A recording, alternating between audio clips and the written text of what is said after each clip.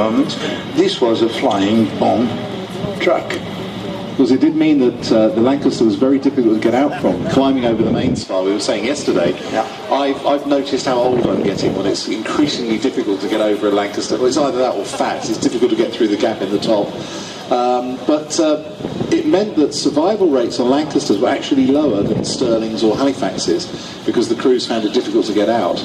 But it was a very forgiving aeroplane, it was a very strong aeroplane, and it was a work of genius when somebody decided to take something that was essentially a failure, increase the wingspan, and then, in inverted commas, borrow 4 engines from the Beaufighter production line and clamp them on the front of the wing, and a true legend was born. Look at the bomb bay doors open and the length.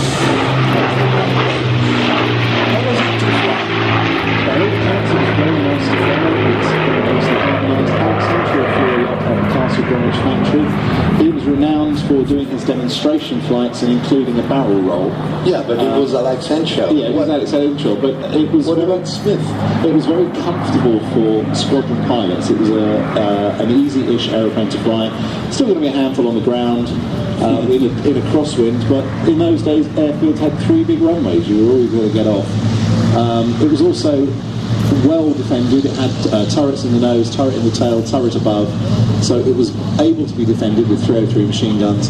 But really, it had that size of bomb bay. It was not only able to take the normal 1,500 pound bombs, it could also fit in the great big 2,000 and 4,000 and 8,000 pounds blast bombs, the big almost dustbin shaped bombs, and with modification it was able to take up to the 22,000 pound, the 10-ton Grand Slam bomb designed by that great engineer Barnes Willis.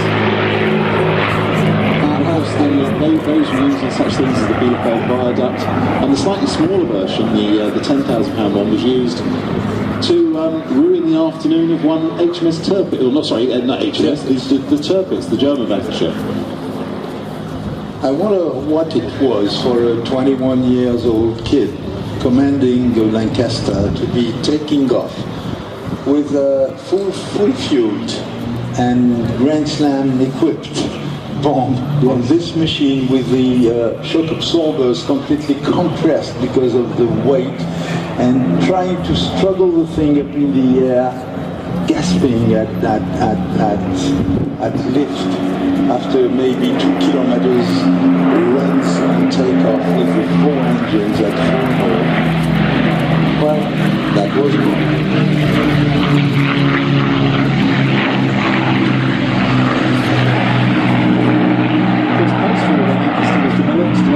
Into the Lincoln.